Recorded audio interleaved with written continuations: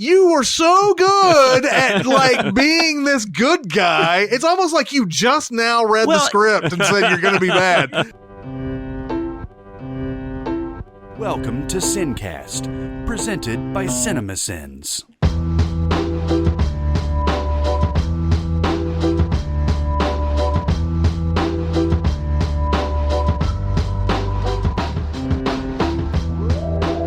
All right, everybody, welcome to the SinCast. This is Chris Atkinson from Cinemasins, joined as always by Barrett Scher from Music Video Sins. Hello. And guesting for Jeremy Scott today is Jonathan Watkins. Yay! What up? He guested with us last time at Fantastic Beast was the last That's time, right. right? Yes. Yeah. But today we're going to be doing a mini-pod of Get Out, a movie that made a ton of money on its first weekend. Yeah. And I don't know if that's necessarily surprising. It had a great marketing campaign. You saw trailers for this forever. Yeah. And then the fact that it was actually getting great reviews was a huge help to it as well. Especially for a February movie. Oh, yeah, man. I mean, these movies usually Slim aren't very pickings. good. Yeah. Well, and it's one of those things where you find out that when a movie's good, people will actually go see it. It's so weird. I know. You know? So strange. By the way, as an aside, I keep hearing a lot of good stuff about The Cure for Wellness, but it's got terrible reviews, like, overall. Like, have you seen that? I have not. God, it's like 2.5 hours, and I don't know. I usually don't pay attention to reviews, but for some reason I haven't been able to get myself out to see it. I'll see it eventually. It's like people who really like horror really like Cure for Wellness. That's what I've heard. But it just sounds like something I'm not going to like. Yeah. I'm not sure. Whatever it is. I was actually curious about it, and I was like, well, it's not doing well, so I better watch it. It's gone. It's gone in Nashville. 2 weeks. Yeah. 2 weeks, and it was gone. That's all you had. Great trailers. Yeah, great trailers. It looks awesome. Anyway, we're going to be talking about Get Out, the movie directed by Jordan Peele, of all people. Yeah. You know, like, that was another exciting thing about it. If you watch Key and Peele, they were able to do, even in their comedy stuff, they were able to do some really cool things with horror. Yep. In a lot of in the show and everything. So I wasn't terribly surprised to see him coming up with this, like, just awesomely done horror movie.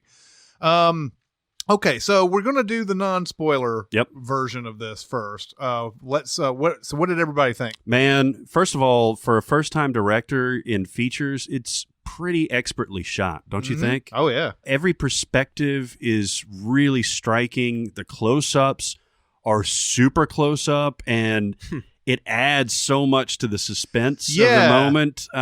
Man, I thought this was really impressive. Visually, everything is really well done, but just the way that he shoots this, it lets you know that, like, this is a guy that gets it and, like, it really appreciates that kind of shit, you know? Oh, yeah, for sure. I loved this movie. I don't know how else to say it. And it's a very well shot movie. It's also a very smart movie, and we'll get into this more in spoilers probably, but it has a lot of shit to say, a lot of important shit to say, and but it doesn't beat you over the head with it. Yeah. It's definitely got that screenwriting 101 thing where it's like, you know, you don't write a message movie. If you tell a good enough story and you tell an honest story, all those things will come out, and you definitely get that in this movie. He's got a lot on his mind. He gets it out there, and it's perfect. And on top of all that, it works as a horror movie. It works as a thriller. It's pretty scary at times. It is. It definitely makes you makes you cringe, makes you jump at the right moments. It's a very, I hate to use that word, it's kind of Hitchcockian. He plays out the thriller elements as good as anyone I've seen in a long time. You just wanted to say cock. I did. I always just want to get cock in there. One thing that I think was brilliant, by the way, and we'll get into the dude's performance, but I thought it was great that Jordan Peele didn't play the lead character. Yeah. They cast that perfectly. Yes, and I think that would have been distracting. It would have been very distracting. Yeah. This movie, without getting into the spoilers, plays on your expectations quite a bit. And I will tell you right off the bat, one of the scenes in the beginning of it is your straight up, like, horror trope where they hit a deer. Yeah. And it's like it's one of those jump scare type moments, but that is not the point of that scene whatsoever. And And that's one of the things that's great about it. It really sort of sets the stage. A scene like that, at first you're like, what was that all about? That had nothing to do. It has everything to do with the movie you're about to watch. Yeah. It has everything to do with it. And that's why I loved it. Like, because at first I was like, oh, come on. I really said that. It's the Ring 2. Yeah. I was it's the Ring 2. It's like a cat jumping out or something. You're just like, what is this?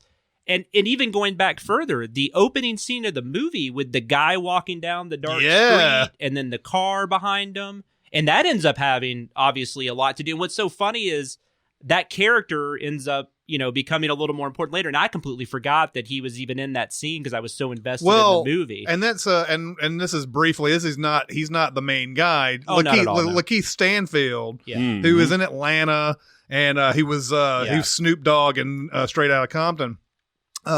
He's so good, and this is a guy, seriously, you guys are going to have to look out for at some point. I swear he's going to be huge someday because he's so good in everything I've seen him in. Yeah, I've got to see Atlanta. I've heard nothing but great things about that. That's almost, Donald Glover, right? Yeah, it's Donald Glover. He almost steals every episode he's in or scene he's in. He steals it because he's just so funny in it. But how good he is that the very beginning of this movie, he's talking on the phone, everything's normal and everything, and he's so different by the time you see him again, you're like, is that even the same person? Yeah, exactly. Well, I forgot. Yeah. I literally forgot. Yeah. And Walter Henderson and Betty Gabriel, Marcus Henderson and Betty Gabriel, they play Walter and Georgina. Mm-hmm. They also steal a lot of scenes, especially Betty Gabriel. I've never seen her before, to the best of my knowledge, and she tore it up. Mm-hmm. Yeah, there's a lot of good acting in this movie. Yeah, I mean, I would love Bradley Whitford, man. This guy. Oh well, he's my happy place. Yeah, I mean, what a career this guy's had playing these type of characters, but he's always finds a way to sort of make them different each time. The first time I ever saw him was Billy Madison. Yeah, and then he went on to do West Wing, and then he's in Cabin in the Woods and all that, which is perfect jumping off point to this movie and everything. It's great that Cabin in the Woods. This will kind of sum up his ability. Is in Cabin in the Woods where he's talking about, I was almost starting to root for her. And maybe she would have, tequila is my lady. Yeah. Fucking great. Yeah. I mean, all around, we all like this, right? I would. Yeah. Well, I guess we should talk about the main guy, Daniel Kaluuya. Yeah. He's phenomenal in this. Yep. So I'd seen him in Black Mirror episode, which he was also terrific in. But I didn't know he was this. Like, I mean, he's good in that show, but that episode, that might actually be my favorite episode. It's pretty close. Yeah, it's great. It's That's a great really good episode. I believe it's the second episode of the first season for those who haven't watched that show before. It's the one where they're exercising and they're getting points basically to buy stuff. And they're doing that American Idol type show. Yeah. But that's almost a nearly silent performance in that episode. And so I didn't realize how awesome this guy was. And he just communicates.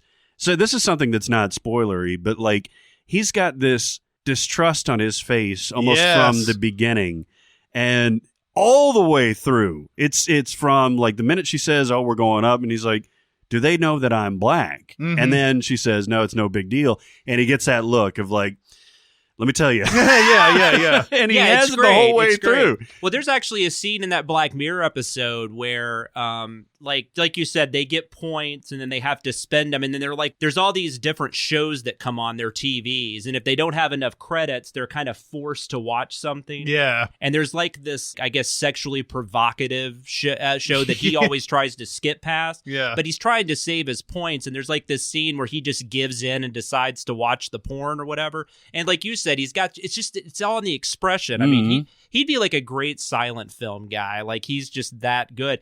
But in the movie, in Get Out, there is that distrust there. But then what you end up finding out is the one thing he doesn't distrust kind of ends up being his downfall. Yeah. It just reminds me, his whole performance. Did you guys see the Dave Chappelle SNL episode right after Trump won? Yeah. He's got that same look on there where he's in the monologue. He's like, y'all were saying this was going to happen. but I know the whites. Yeah. Well, there's that whole bit. This whole thing reminded me. Yeah. And there's that whole bit where Allison Williams is kind of trying to warn him about her dad, about Bradley Whitford. Allison Williams, plays his girlfriend, who's also very good. She's in, most people know her from Girls. Mm-hmm. She gives a very good performance. Everybody gives a good performance in this movie. We haven't even talked about Catherine Keener. Yeah. But she talks to him about how her dad's going to tell him that he would have voted for Obama for a third term. Yeah.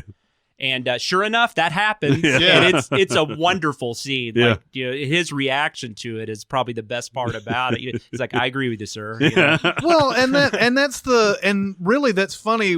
That's the type of stuff that we don't consider racism. Like when somebody says, I would have voted for Obama for a third term. When you're trying to prove yourself to another black person that you're really into their culture and everything like that, it's like saying stuff like that.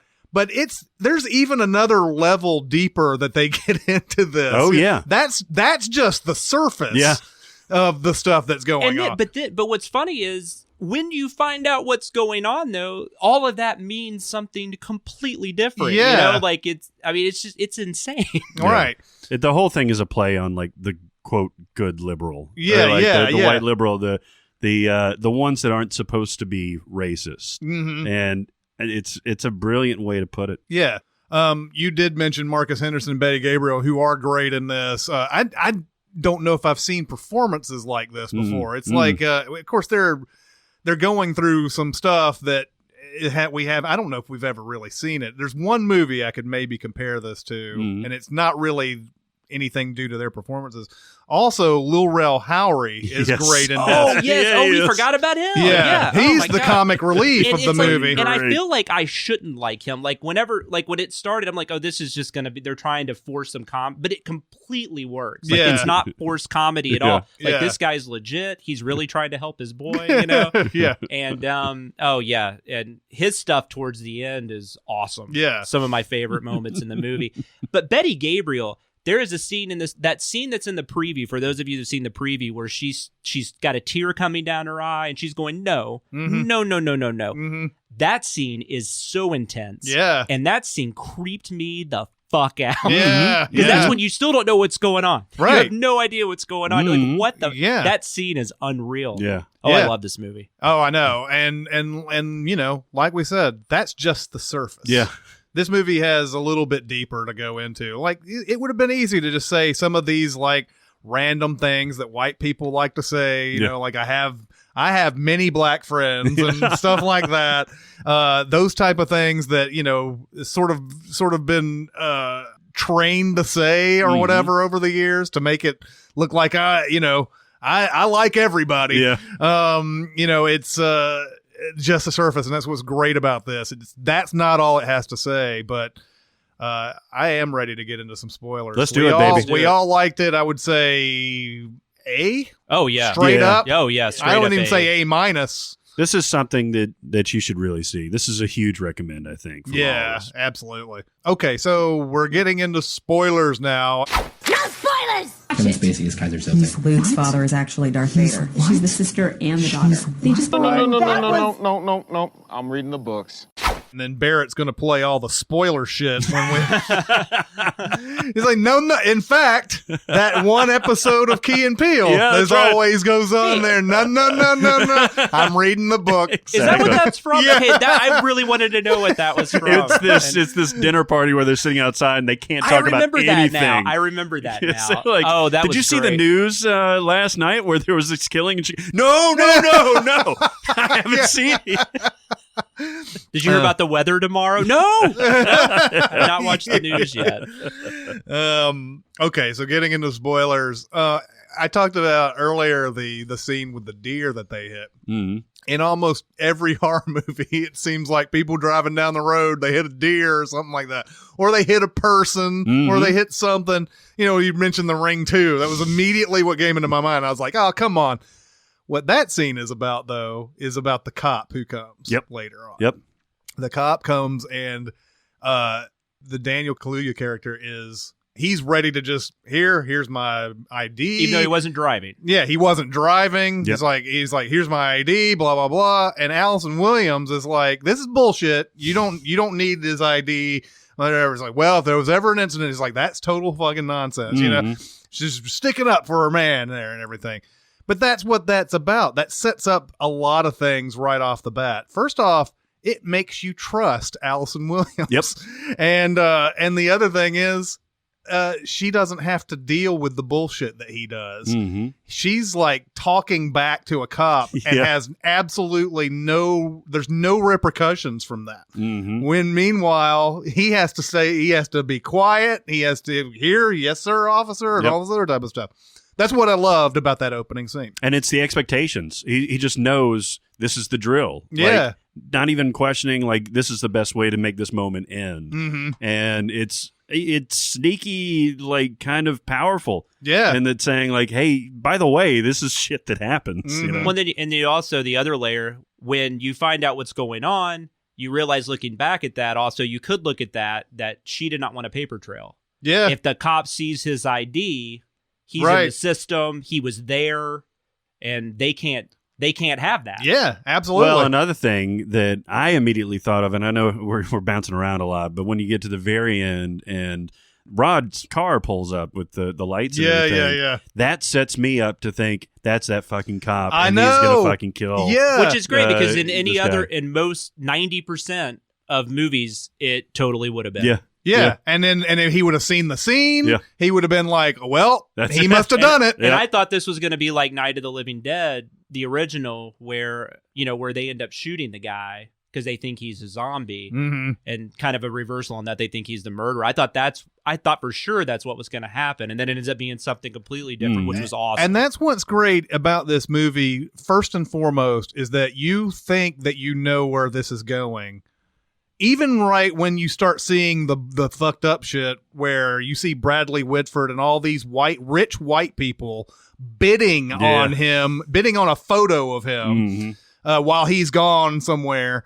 And you think, oh, okay, so they have reinstituted slavery. Yeah.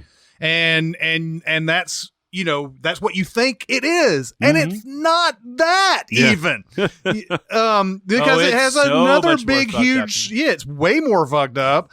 And this is where I got to the point where I was like, this is a little bit like Being John Malkovich. Where, and for those of you who are listening to the spoiler, you've either seen this movie or you don't care. Yeah. The big surprise about this is that they are bidding on these people to be young again and basically be strong. Like, now, here's my question. The one guy says black is in, basically, and you don't know what that means at first. You just think this is another part of that whole surface thing. Yeah. Where everybody's just saying those things that they don't think are racist, but whatever. And the one guy's like, well, black is in. It's like, and the one guy's like, Tiger Woods is my favorite golfer. I know Tiger, man. Yeah. And all that, and I know him. Yeah. And all that stuff.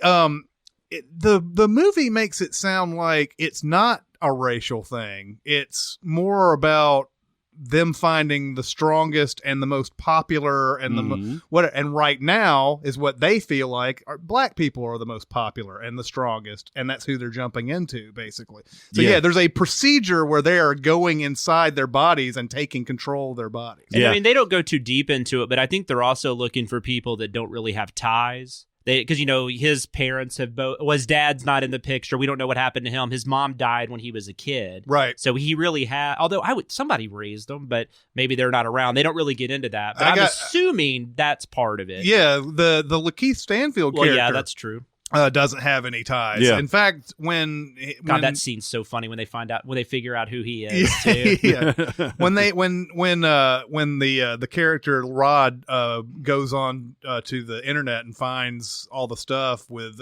Andrew's information and everything, there's a bunch of stuff saying like a jazz musician? His jazz musician is missing.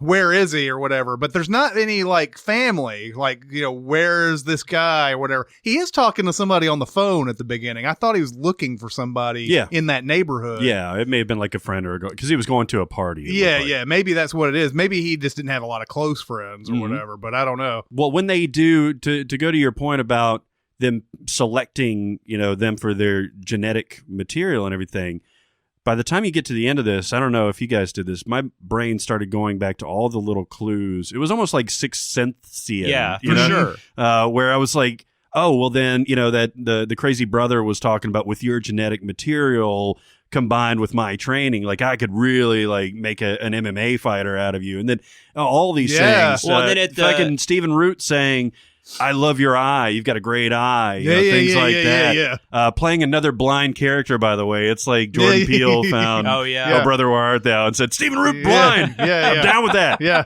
Well, they're sizing him up too at the party, at the get together. They're like, those women They're are so grabbing obvious him, about it. So asking obvious. if it's true about black guys' dicks. Right. Oh, and that's leads to another great scene when he goes up the stairs. They all stop. Oh, that was chilling. Oh my God! They I all love that stop and scene. listen to him as he that was climbs the crazy. stairs, and it's like, holy shit. Speaking of going back to the brother real quick though, is Caleb Landry Jones not the creepiest looking motherfucker? He is. Like I have a hard time looking at him. And it's like every movie he's been in, it's like X-Men First Class. Yep, and the exorcism movie, was it Exorcism of Emily Rose? I think so. What is that movie Last Exorcism. The Last Exorcism, the one Yeah. that's like found footage or Yeah, whatever, yeah. and he's like the first guy because that he gets stabbed in the face or whatever in that movie. Yeah. And he doesn't look much different than he does without a knife in his face. yeah. He's just he's just creepy. Sorry, man. But yeah, so yeah, like the people we see around the grounds, the black people that Bradley Whitford like is quick to point out. Yeah. I know it looks bad. I know it looks bad, but they were here before and we didn't want to fire them and blah blah blah blah blah. Well, but what you find out about them, because he makes the comment that they were taking care of my parents, Right. and then when my parents passed, we felt bad getting rid of them. And then you find out they're his fucking parents. Yeah. yeah. Oh, and then that's another thing. Like there was, we are jumping around, but That's the way this movie is. I know though. that's true. Mm-hmm. But the Marcus Henderson character, like there's all these great bits where when Daniel Kaluuya, when he first gets to the house, Bradley Whitford's showing him around, and he shows that picture of his dad and saying, my dad lost at the Olympic pre-trials to Jesse Owens. Right. And then when you find out Marcus Henderson actually is that dude, and there's that one scene where he's running, which this is also the preview, where he's running. I mean, you think about the Jesse Owens thing. Yeah. And, there's also the bit where Bradley Whitford's talking about how he hates deer. Yeah. Oh, right off the bat. And right then, off the bat. Yeah. And then and it's so weird. You're like, that was a weird scene. And then he gets killed by a fucking deer antler being shoved up. Yeah. Oh my God. Well, and another thing about that scene, he's talking about Jesse Owens, it's almost subliminal. He says, yeah, he almost got over it, Yeah. is what he says. Yeah. Oh, that's right. I forgot he talks in like the present tense. Which Yeah. at the time was just like one of those little things where you think like, oh, well, that's just a casual racist remark, Right. that kind of thing. But it ends up, man, the layering in this movie, I want to see it again. Yeah, no, it's a movie that does demand probably a few more viewings because like you guys are even talking about just on the first viewing, all the little clues that come through there, and how many are you going to be able to find now that you know what's going to go on and everything.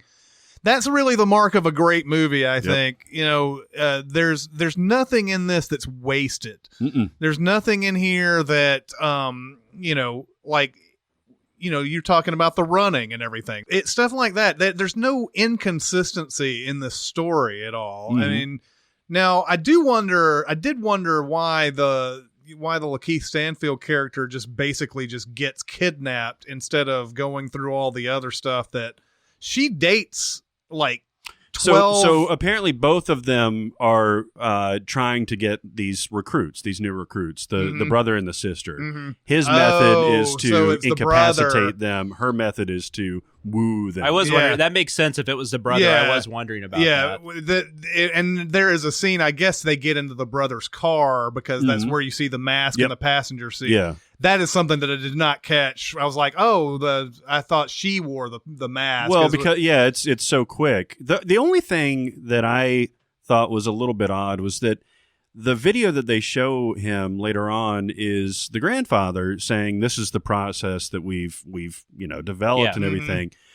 The fact that they later say like, well, black is in and that's why we want to do all this and everything, it makes you wonder how long they've been doing this. Like, are there white people that have been inceptioned like this? And I wonder that over too, time, because you know? actually only see 3 African Americans there that have already been transformed for sure. Right. And that's what I was getting at as far as the racism in this. It's easy to call this if you're white, to say that it's racist against whites, that all white people must think this and that. And it's like, no, this is just this group of white people. It doesn't say anything about all white people. It says these group of white people are. Yeah. But that's why it's cool, though, is that it doesn't set up the big white redneck boogeyman. It sets it up as the people that you think are cool with it. Right. Although that does not apply to everybody, it's a different subset than we're used to seeing. Yeah. So I think you're right. I think that there had to have been like white people that they've gotten into before too.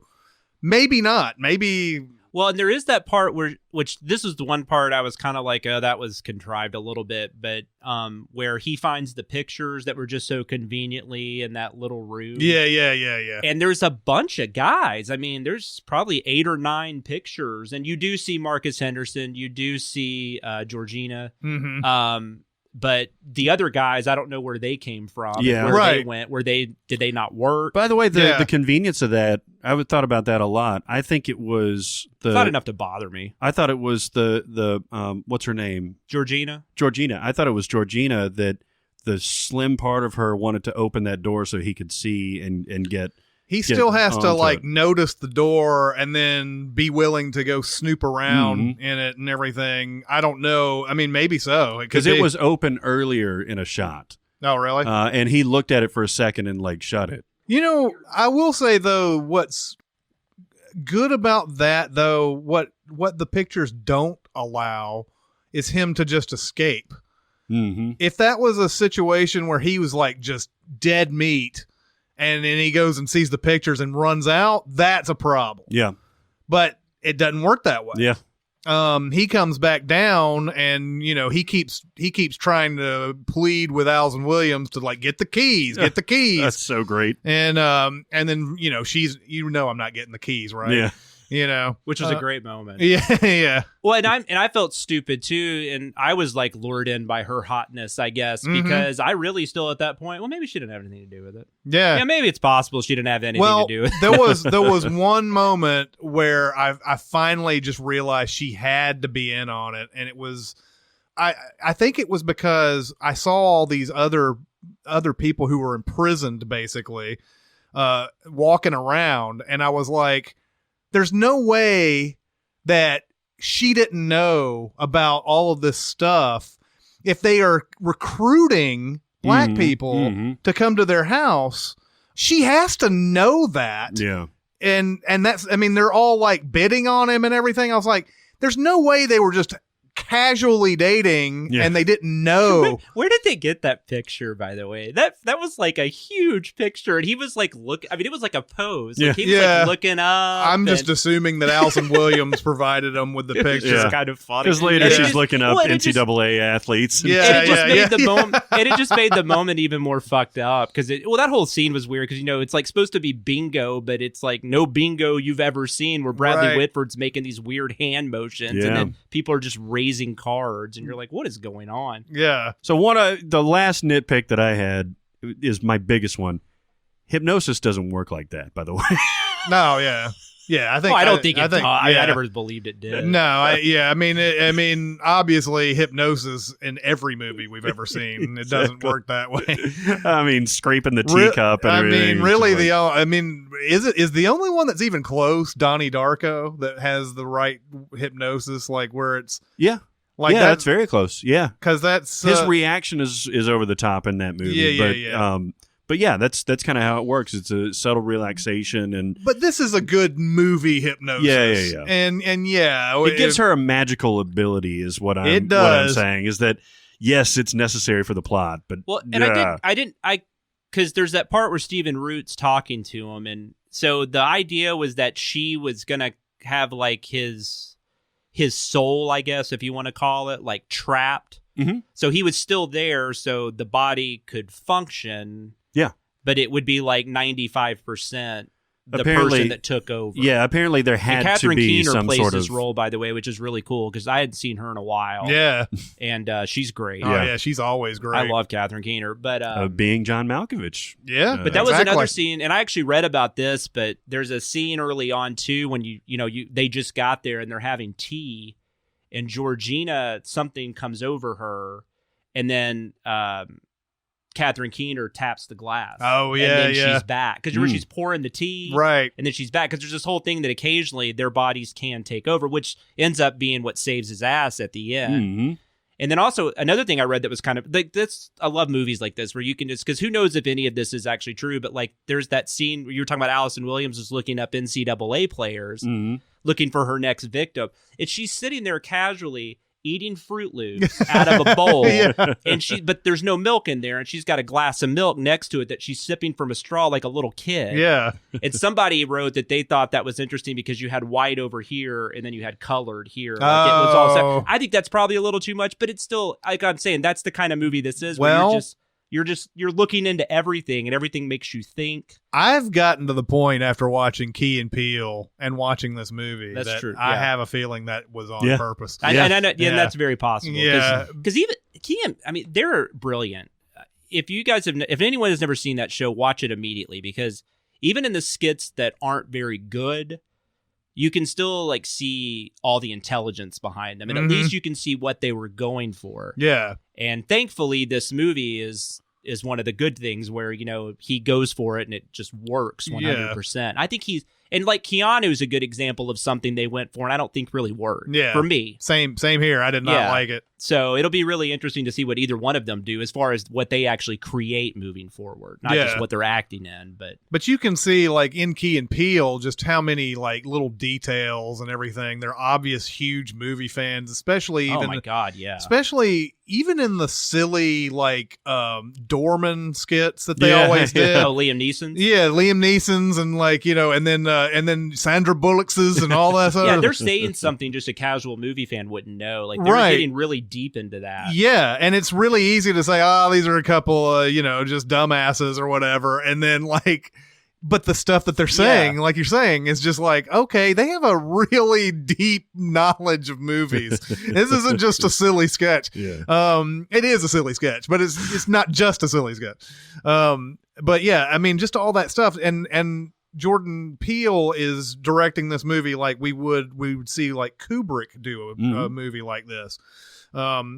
And Kubrick, of course, almost everything that he ever did, like it demanded you to see everything going on in the frame. There's nothing for no reason. It's not just a quirky thing. She's dipping Fruit Loops in the milk. Yeah. That's the reason why that stupid ass Shining documentary exists. Room 2, where everybody is like, giving these really wild interpretations. And like I said, that scene, it is very possible that's a layer to it. But you could take away so many different things. Like what I took away from that, like I said, was that it was kind of like showing her in more of an innocent light because she was eating Fruit Loops like a kid and drinking milk out of a straw, while at the same time searching for the next dude she was basically going to kill. Yeah.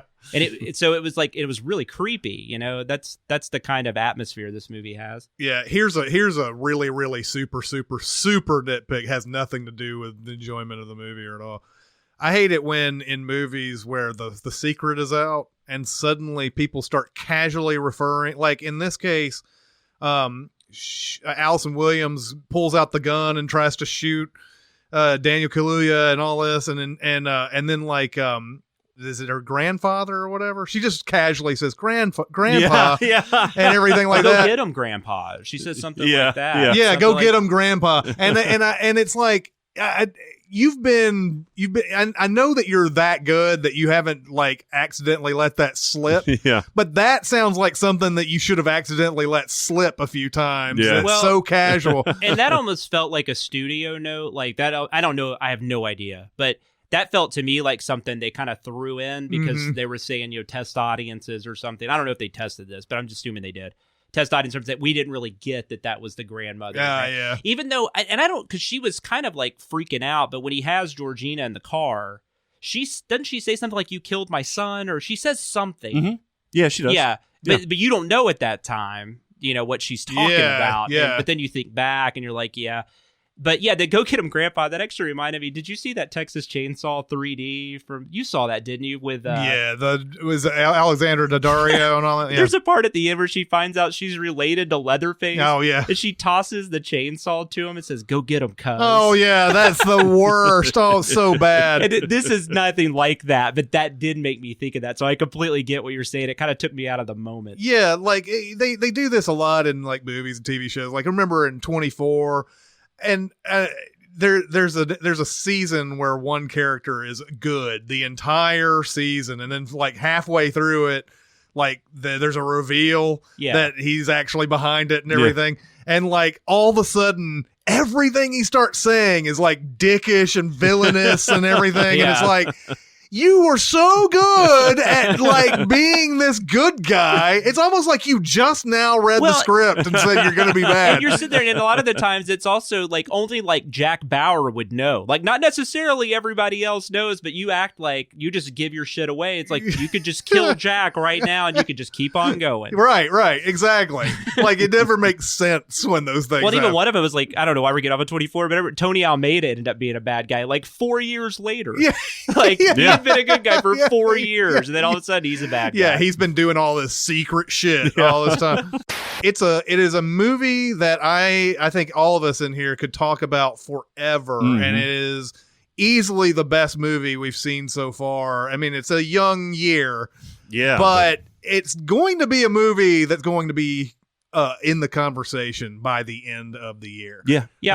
I say like if I can't honestly say be my favorite, but if you were to tell me this was going to be my favorite movie at the end of the year, it wouldn't shock me. Right. And I think it's almost definitely in the top 10. You know, I mean, I don't see how 10 more movies could come out. Right. If they do, good. But. Yeah. We're in a great year. If 10 movies better than this come out. Yeah, man, this is great stuff. Yeah. It's fun to do a mini pod on a very well thought out movie after doing so many superhero comic book things that have so much that are still enjoyable on some level, but still like just put the thought into it like this did, you know? So it's good stuff. And I'm glad it's a hit, because we're going to get to see more Jordan Peele. I mean, he's going to be able to do whatever he wants at this point. Yeah, pretty much. And I mean, my God, Blumhouse this year with this and Split, they're just killing it. And they were on no budgets, severe downtrend. Like they started off like everything they touched was hits, like Paranormal Activity and all that. And then like everything they came out with after Paranormal Activity was just garbage. And then I have heard the Belko Experiment comes out in a couple of weeks. That trailer looks nuts. I've heard really good stuff about that, so I'm pretty stoked about that. I am too, because I love movies like that. Yeah, I just do. There's something about it where they're just saying, you know what, this probably would never happen. But fuck it. What if it did? And it's, oh man, I can't wait to see that. Yeah. All right. So raves all abound on Get Out. It was okay.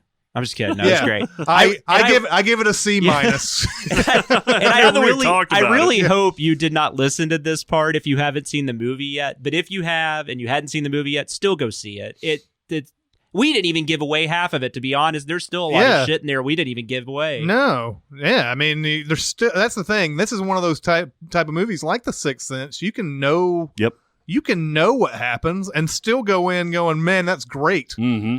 So, raves all around. Go see it.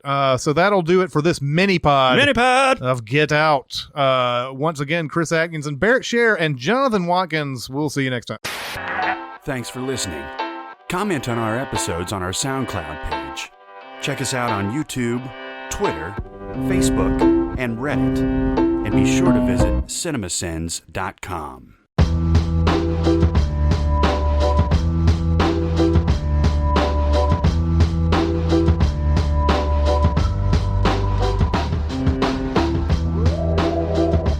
I'm going to try to work my way through this here because this is going to be tough. Okay.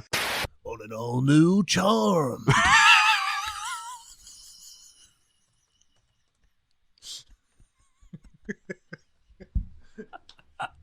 Is that your CW voice? That CW guy, man. It was so funny every time. On an all-new Charmed.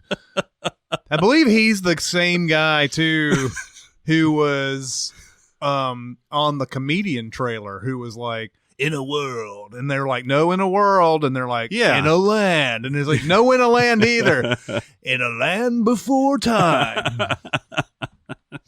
That was great. Like, let's see, it was UPN and the WB became CW, right? Yeah. Yeah. That was. What are you guys talking about? Because one of them, it was when he was doing the charmed announcer it used voice. to be WB And UPN. UPN, and then they became CW.